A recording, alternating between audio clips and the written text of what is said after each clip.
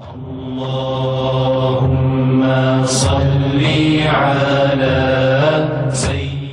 آپ صلی اللہ علیہ وسلم نے فرمایا کہ وحی نازل ہوتے وقت کبھی مجھ کو گھنٹی کسی آواز محسوس ہوتی اور وحی کی کیفیت مجھ پر بہت شاق گزرتی۔ جب یہ کیفیت ختم ہوتی تو میرے دل و دماغ پر اس فرشتے کے ذریعے نازل شدہ وحی محفوظ ہو جاتی، اور کسی وقت ایسا ہوتا کہ فرشتہ بشکل انسان میرے پاس آتا اور مجھ سے کلام کرتا، بس میں اس کا کہا ہوا یاد رکھ لیتا۔ صحیح بخاری حدیث نمبر 2۔